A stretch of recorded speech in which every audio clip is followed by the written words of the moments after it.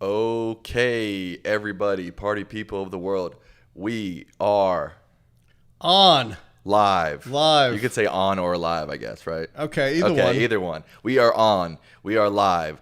Thank you for joining us. We already have some people in the chat asking questions, saying some nice things. We've got Michael D'Souza Cruz saying, Allan, Sam. Thoughts? Wow, we're like celebrities. We're like celebrities right off the bat. Yeah, we're like Oprah. Greetings, Andrew. Andrew says that he will never skip our lives and our lives, like our live streams, not like our literal lives. Hey, at my age, it's always good to be alive. That is true. So thank you, Andrew, for not skipping any lives, and thank you for tuning in. Well, let's start. Enough verbiage. Okay, let's start. What's the topic today? I think you know it already. Yeah, I told it to you. Yeah, to what extent, can Donald Trump defer accountability for his crimes? I'm going to begin with reading you a couple of quotations. You got paper. I got paper. I got real stuff. This is very boomer of you. You know that, right? Yeah, I know. Okay. No one in your generation has paper. Okay. I've just stated myself. But listen to this. Quote, no man or woman, no matter how highly placed, no matter how effective a communicator, no matter how gifted a manipulator of opinion or winner of votes, can be above the law in our democracy. This is a rock-bottom principle. We cannot have one law for the ruler and another law for the ruled. Another quotation. Either we are a nation of laws or we are a nation of men. As a nation of laws, then the highest and the lowest are subject to the same law.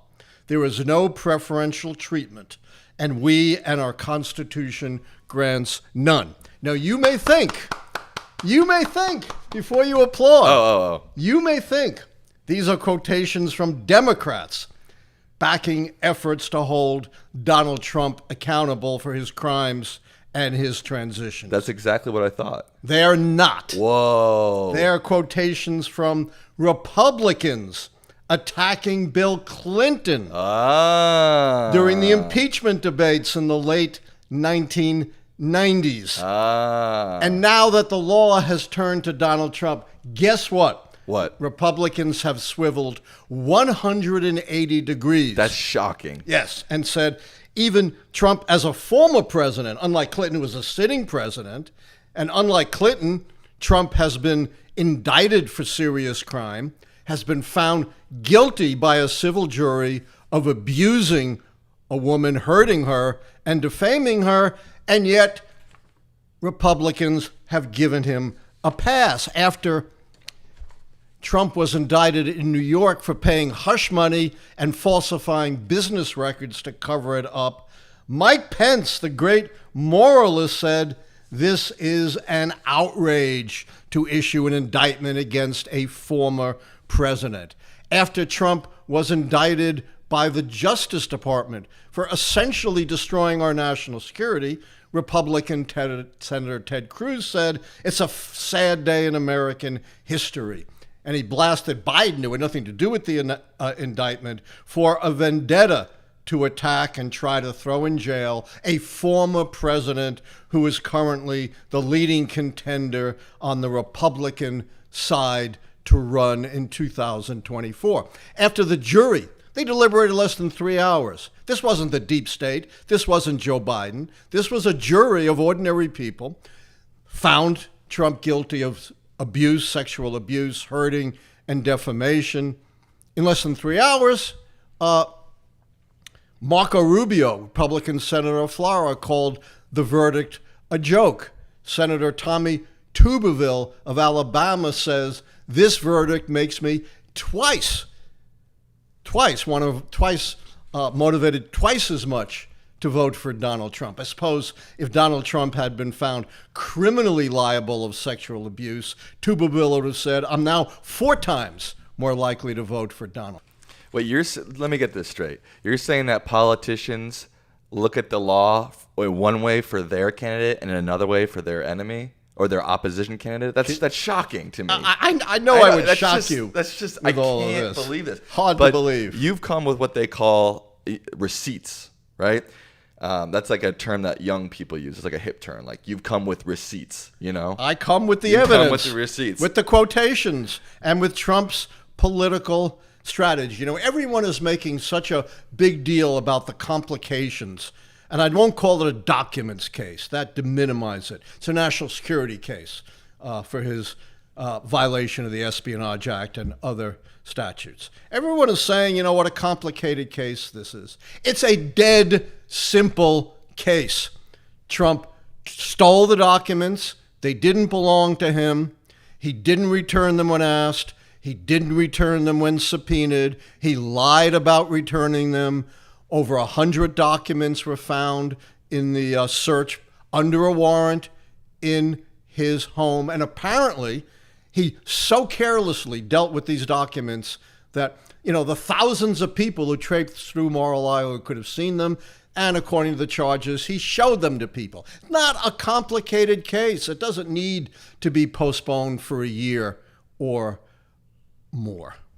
Okay, but we understand, you know, Republicans attack Democrats when they've done transgressions, but not the opposite, and vice versa. Democrats attack Republicans when they've done transgressions, but No, this is both sides stuff. We're talking about Republicans here and what they've done, not about what Democrats have done. No paper on Democrats here. Okay.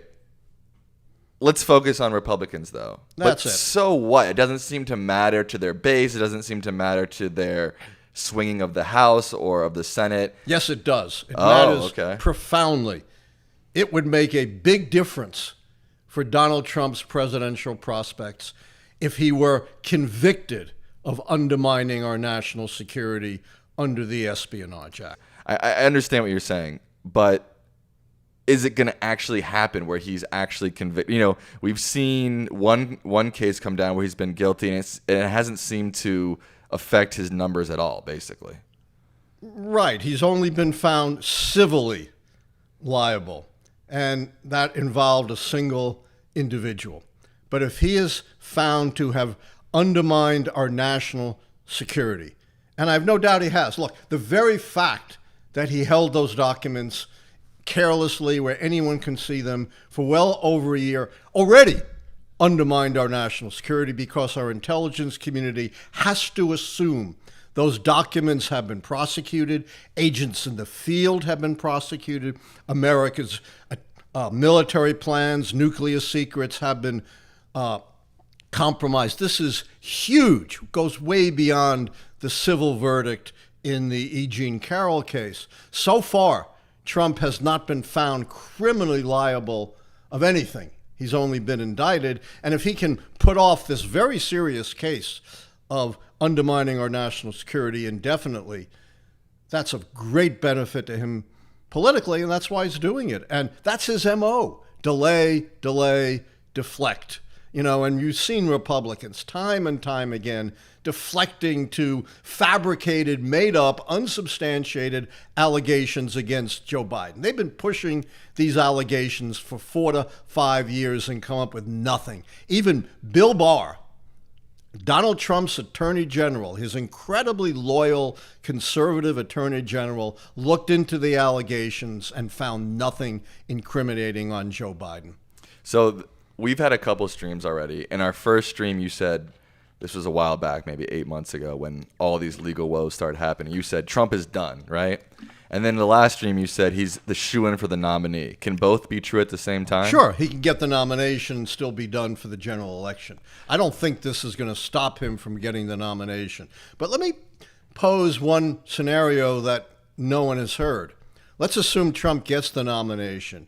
And then he's convicted of multiple crimes: undermining our national security, trying to destroy our democracy by stealing the election, falsifying his payments to a porn star. All these come down. He wins the nomination. It is not impossible, and I think they have this authority. I'm not an expert on Republican internal politics, but the Republican National Committee could decide to remove him and replace him with anybody, even you. No, you can't. You're not old enough.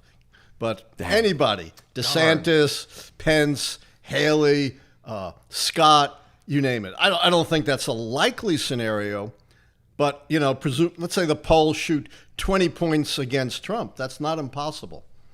Yeah, okay. I see what you're saying. We've got a good question from the Alex Trifier. I think that's their name. Thanks for the question. So he says, the grand jury is meeting this week in Georgia. What do you think could happen? Well, let me say off the top, I'm not privy, and nobody is, to what's going on with the grand jury, but I have followed the case in Georgia very closely. And I think, again, remember, the grand jury standard is not proof beyond a reasonable doubt. It's a much lower standard, just enough to indict. And, given his pressure call to the Secretary of State to find 11,800 votes, just enough for his win, his threatening the Secretary of State, saying if you don't do this, you could be subject to illegal action, as well as fake electors in Georgia. Trump believed, all of this. First of all, that misunderstands Trump. Trump doesn't believe anything one way or another. The only thing that matters for Trump is what helps Trump. It's all transactional. It has nothing to do with what's true or false. Plus, Trump commissioned, not the Democrats, not some independent organization, not Common Cause. Trump himself commissioned and paid for 2 studies of election fraud, both of which didn't find any, and he buried and suppressed findings. So the notion that, he was getting, reasonable advice that the election was stolen, A, I think makes no difference, and B, just won't stand. Okay.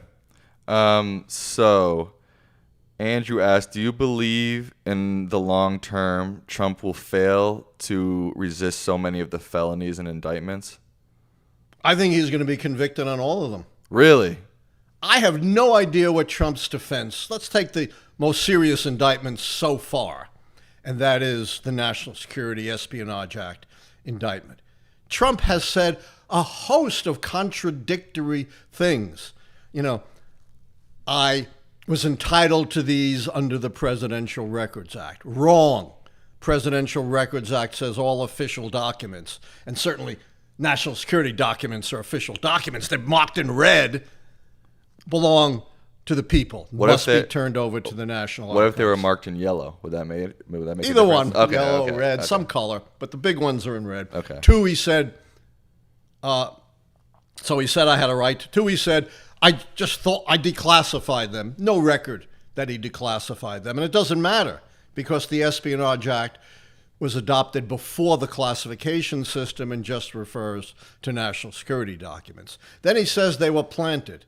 Well, they can't be planted, and he says they were mine and I took them. Utterly contradictory. Then he says I was too busy to look them over. What? He was not too busy to spend hundreds upon hundreds of hours playing golf, but he couldn't comport with the law. And then he said, well, I cooperated. And of course he didn't turn them over even when he was subpoenaed. So I have no idea what a coherent legal defense can be.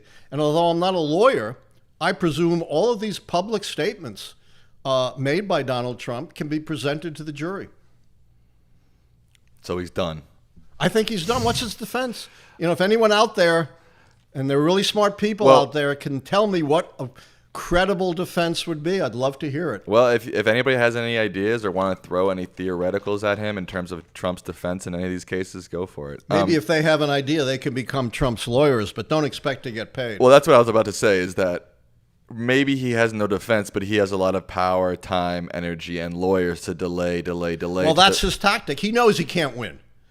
He's got 2 things. One, delay. And if that doesn't work, hope that in Florida you get at least 1 or 2, MAGA jurors who'll acquit Trump no matter what, and you'll get a hung jury. A lot of people seem to be in the chat talking about a recession. As you guys know, he's not an economist, and even economists can't predict correctly the recession. But again, it's only one key, right? So it's not... Well, it could be 2 keys. Right, the short term and long term. Yeah, but it would have to be a huge recession to change the long term. And, everybody's talking about a recession this year, which would have been much better for Biden than in the election year. But so far, the economy has been surprisingly strong. And whatever it's worth, and I don't think it's worth much, the predictions have changed. And there are now a lot of economists who say, the economy could hit a soft landing and not plunge into recession. But I always quote my old friend, the late, great Jack Tremond, a wonderful political commentator. He called himself the fat man in the middle. And he said, in Washington, there's an economist on every street corner, and not one of them agrees with any other. You said that last stream, too. Well, it's one of my favorite quotes. Okay, and maybe fine. people forgot it. Hopefully we have new people, too. Yeah, I think we do have some. There's definitely some people in the chat. I'm glad you're so smart to remember things. I'm old, Right. forgetful. You don't remember. Yeah, there's definitely some new people in the chat. Awesome. Which is awesome to see. I saw a good question, so Theo Meal says, what about the insanity defense of I'm just so insane that I didn't know what I'm doing, therefore I didn't have intent for one of Trump's. Well, I'm not a lawyer, but that is as good a defense as I've heard. The problem with Trump doing that, of course, is it destroys any hope for him to run for president. But does you can it? run for president from jail, but I think it would be harder to run for president from an insane asylum. Well, I don't think you would actually have to be in an insane asylum to use that defense, right? I think you do, actually. If you're found not guilty by reason, again, I'm not a lawyer, but I think the odds are, at least for a while, you would be confined for observation if you're found to be, criminally insane. Okay, well, that's a fair point. Let's see. That was a good point, Theo. Thanks for that. Let's see. So the guy who created your 13 key tracker, he is in the chat. So we just want to say hello to him. Have you checked that out yet? This the student who set up the... Yes. I was really impressed with that. Okay. I haven't had time to thoroughly go over it, but I promise you I will be in touch with it. And maybe if I'm impressed enough, I'll even invite you to have lunch with me. Wow. And I don't do that for anyone except you and your mom. Right, exactly. And not even you very often. Right, not me very often. I don't live with you guys, so it's hard to... And I have a job, unlike some people. Hey, I have a job. Well, yeah, that's true. Okay. Sort of. Let's see here. 13 Keys Tracker says, thank you so much. That means a lot. So we have a question that's... And by the way, when I say I didn't have time, I was not playing golf. Right, he's not very good at golf. No, I think it's been years since I've tried. We have an off-topic question from username I don't like. What don't you like? That's it. Maybe he doesn't like anything. Maybe he doesn't like anything. Yeah. Do you think that governors that run for Senate don't fare well against the strong incumbent senators in a state that they're against in the governor's party state? That's very tough. It's very tough to defeat an incumbent senator, including whether you're a governor or a member of Congress or a member of the state legislature. Almost always when Senate seats change hands, they change hands because they're open seats. I don't think maybe one incumbent was defeated in 2022, maybe in Nevada. But it was at most, there was only one who was defeated in 2022, and maybe none. I'm not recollecting it exactly, but it was either none or one. There's your answer. So Obama Soda, who is a recurring viewer, who asked a lot of good questions last time, asked, hey, Allan, what do you think of Ross Perot when he ran? Oh, my God. That's a throwback. Yeah, wow. I knew Ross Perot really well. In fact, he asked me to write his biography. And then, out of the blue, he withdrew, says, don't want you to do it anymore. And that typified his campaign. Ross Perot was the only third-party candidate in the history of the country to actually outpoll, at least for a brief period, both major party candidates. This is 1992. For a while, he outpolled both Bill Clinton and President George H.W. Bush. He was a salesman, and he was a good one. Instead of the 30-second commercials you usually see, Ross Perot brought chunks of time to magnify his signature issue, The Deficit. And he'd, come on with these big ears and this squeaky voice with these, homey charts that looked like your junior high school student had worked them up. And it was effective.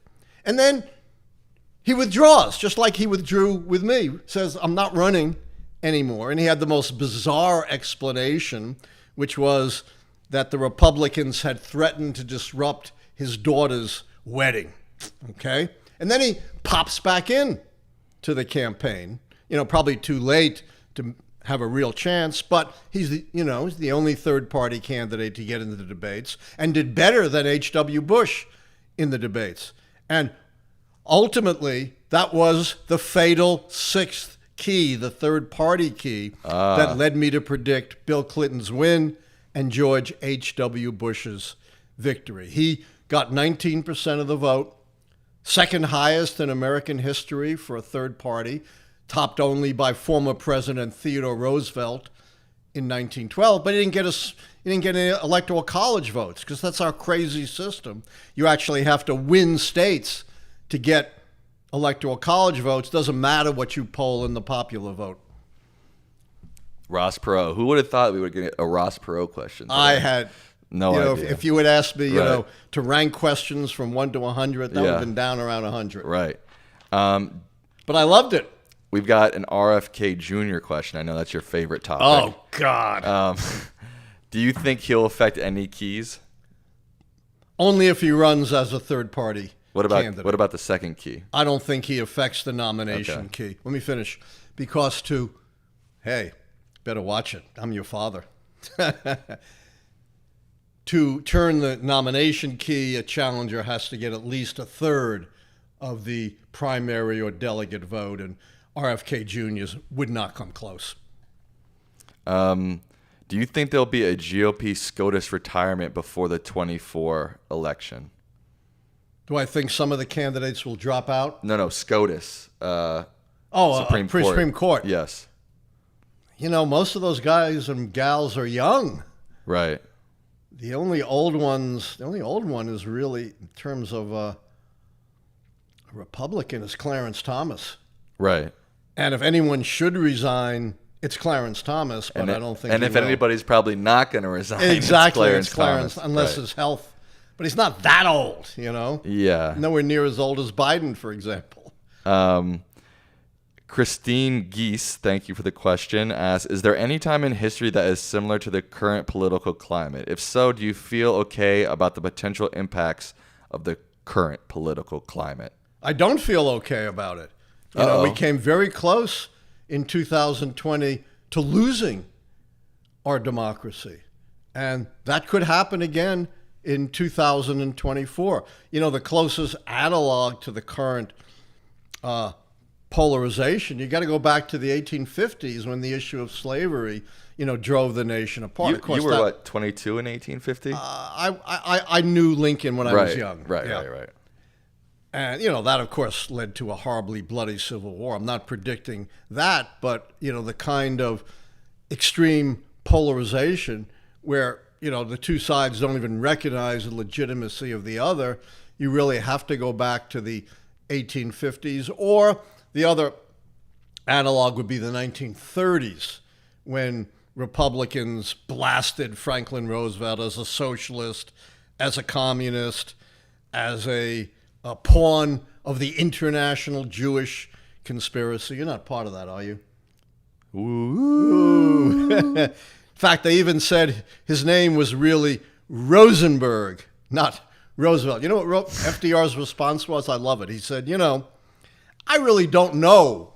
Nobody knows, what our religions were way back when. But he said, I don't care. As long as they were good people, that's all that matters to me. Right. Roosevelt, good guy, I heard. You would know, right? Yeah, I was very friendly with him. There's a good question from Twizone Inc. that says, there are still a lot of election deniers out there. now almost 3 years later after the 2020 election, and there was a lot during the midterms last November. Do you see this as something that is going to continue in the 2024 election? A lot of election denial, et cetera, et cetera. There's something well known to scholars, and it's a typical technique of those who want to maintain authoritarian power. It's called the big lie. Repeat something often enough, loudly enough. Doesn't matter whether it's true or not, people will come to believe it. And that's what happened with the big lie about the 2020 election. Doesn't matter that Donald Trump's own attorney general, his great loyalist, Bill Barr, called it bullshit. Doesn't matter that his own head of cybersecurity said 2020 was the most fair and secure election in modern history. Doesn't matter that he lost every single court case, which he claimed fraud or irregularities, including cases before Trump's own appointed judges, and including cases before the Supreme Court where he appointed 3 judges. Doesn't matter that every state official who oversaw this, most of them were Republicans, said, the election was fair and secure in our state, including all the swing states like Georgia, Arizona, Pennsylvania, Michigan, Wisconsin. None of this mattered because it's the big lie and it has stuck. And that's, really dangerous. Once you lose truth, democracy is the next victim. That was profound. Thank you. You can quote me on that. Okay, I will. Yeah. You can even steal it. Well, I'm stealing it for the stream. Yeah, how about there that? You go. Okay. A lot of people are asking, I guess there's a bunch of rumblings in the House about impeaching Biden, right? It's a joke. It's not going to happen. So you say there's Republicans no way. have a 5-seat majority. So it's too thin. Even a theoretical question of if they were to impeach him, would that flip the scandal key? Is that worth your time and energy to answer? The answer is no, because they have no basis for impeaching him. Okay, I did flip the scandal key against Clinton because there was a there. He really did have this affair he shouldn't have had with a White House intern, even though it was consensual, and he really did lie and try to cover it up. But I have no idea, I've heard they're going to impeach him on the border. And in fact, border crossings are way down, in recent months under the Biden administration. So I don't see it happening. The majority's too thin. Okay. So C. Edward asks, according to your keys, is it true that Trump's convictions have no impact on his candidacy, being that the keys are about the party in power and he is the challenger? A brilliant and entirely accurate question. The keys are all about the strength and performance of the White House party holding the presidency. There's only one key that relates to the challenger, and even before any of the indictments, Trump does not turn that key against the White House. It's whether or not the challenging candidate is the once-in-a-generation inspirational candidate, like a Franklin Roosevelt, right, or a Teddy Roosevelt, or a Ronald Reagan. Well, Trump has a certain appeal and pizzazz, but it's narrow. It's, this 30 to 40% of the electorate. Mm-hmm. To turn the key, you got to be like Reagan, have a very broad appeal. There are a lot of Reagan Democrats. You don't see many Trump Democrats because his appeal is too narrow. Yeah, you don't see many Trump Democrats. That is true. So I know you wanted to touch on a little bit about misinformation and disinformation today. And somebody actually asked a question about it. So with this great boom in information, AI, social media these days, do you think misinformation could influence the keys in the future? I think it's not impossible, but, we've always had misinformation, right? Throughout history. What makes this a little bit different is the technology in that it creates bubbles of misinformation. You got this bubble of flat earthers. And I think you know one guy who's a big flat earther, don't you? Kyrie Irving. Oh, Kyrie Irving. The basketball star, unabashed flat earther. Yeah. And you have all these other bubbles of misinformation. The problem is not only are these bubbles fed misinformation, by the algorithms. The algorithms have no desire to create any dissonance in the bubbles, Right. because they want to use targeting advertising. And what's yet worse is the bubbles are insulated from contrary information. So this is why it's so hard to shake people's belief, for example, about the big lie about the election, because they're insulated. All the information on the other side, right, is the elites, the big state. They're all out to get Trump, and we have to give no credence whatsoever to contrary information. So we don't even consider contrary information. It doesn't even penetrate the bubble. So, Right. it used to be communities were basically your neighbors, right? Now communities are people who share misinformation. You know what's interesting? Like many conspiracy theories, I think the flat Earth conspiracy theory and that community was taken over by anti-Semitists, and they started saying, it was again part of this cabal of Yes. Jewish people trying to convince us this and that. Exactly. And yeah, it's And scary that stuff. idea of a Jewish cabal goes back hundreds upon hundreds of years, and it never dies. It still exists. Marjorie Taylor Greene, who is now one of the darlings, right, of the Republican right, is a purveyor of this Jewish conspiracy theory in the most absurd and lurid terms. She even talked about Jewish laser guns from outer space being targeted. And you know what? It's not just Marjorie Taylor Greene. It's right in the mainstream of Republicanism. When Alvin Bragg indicted Trump, an obvious indictment. He paid this hush money, he falsified business records. Again, not a complicated case. You know what Republicans, right? Donald Trump, Ron DeSantis, the main Republican leaders, you know what they were saying? No. Guess who was manipulating Allen D.A. Bragg? Jews. Guess which Jew? Soros. George Soros Yes, I got it. was behind it all. That's an easy one. Right, That's easy. Yeah. Again, unscrupulous Jews manipulating pliable black people. This was an argument made during Jim Crow to justify Jim Crow, that Jews were fomenting a race war using pliable black people. So this, incredibly lurid conspiracy theory combines anti-Semitism and racism in one single package. Sam Morex asks, do you think election denial will ever go away, or that our democracy will ever be overturned to its demise? I don't think it's going to go away. And while I'm certainly not predicting our democracy is going to be overturned, our democracy is hanging on a thread. And the only people who can save our democracy is the American people. American people who believe in democracy have to get out and vote. It's as simple as that. That's an interesting question. Has there ever been a point in U.S. history where there's been as much election denial as now? I mean, I know that's kind of a hard question, but Yeah. you said you knew Lincoln when he was when you were young. It wasn't so much election denial in 1860.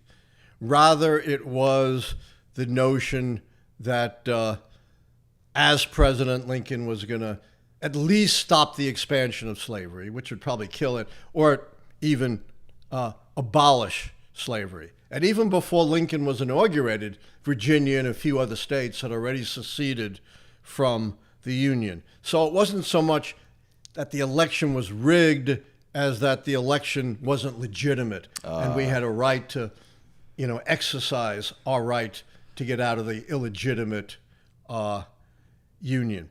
There was talk in 1960, and this was on the Republican side, actually. That was a knife-edge election decided in the popular vote by well under 1%. And there was a lot of talk among Republicans that Mayor Daley, the mayor of Chicago, had voted all these graveyards to turn Illinois to the Democrats, and Lyndon Johnson, the vice presidential candidate, had committed fraud in Texas to turn Texas against the Republicans. And while Richard Nixon disavowed himself from this because he wanted to run again, he didn't want to be a sore loser, Republicans still brought lawsuits, and all of them failed. There was no evidence that fraud turned either of those So states. you're basically saying it's happened, but not to the degree it's happening now, right? Never to the degree it's happening now.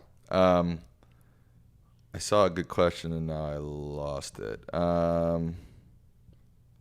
All Pro Lemonade Z asks, do you see any good Democratic presidential prospects for the future presidential elections? Oh, that's so hard to tell. You never know who might emerge. I kind of like Cory Booker. I think he's smart. He's charismatic. He's of a new generation. He's not in his 70s, but, predicting who's going to be nominated. I wish I had the keys to nomination, but I don't.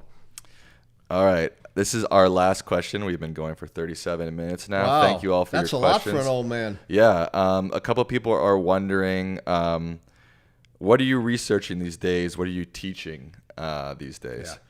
Yeah. I'm teaching voting in elections in America. Surprise, surprise. I'm teaching American conservatism. I'm teaching the American presidency. I'm teaching graduate seminar. And right now I'm completing a new book, tentatively titled The Truth About Conservatism. It's Not What You Think. Wow, sounds juicy. Sounds interesting. And I go all the way back to the birth of the modern conservative movement in the 1920s. All right, so people should keep an eye out for that. Absolutely. It's probably a year away from appearing because I'm just finishing it now. Okay, But so keep an eye out for it. keep an eye out for it in a year. It's okay. filled with things nobody knows. I bet I know them. No, I probably don't. Not a chance. Any final words you want to say to the people out there? Yeah. Republicans should stay true to what they said in the 1990s. No one is above the law. There's not one law for you and I and another law for the elites like Donald Trump. If a sitting president, Bill Clinton, was not above the law, then certainly a former president, Donald Trump, is not above the law and must be held accountable. All right. Twizone Inc. points out that you've been teaching for half a century. Actually, he hit 50 years this year, right? 50 years. They had a dinner celebrating my 50 years of teaching at the same place. Pretty good. American University, your alma mater. My alma mater. All right. Though you didn't take any of my classes. I did not. I took your classes at the dinner table. Right. Right. All right. Thank you all for tuning in. If you haven't subscribed yet, please subscribe. Hit the bell so you know that we're live. If you like these streams, share them with your friends. Tell them to subscribe. All that jazz. Thank you for tuning in. Thank you.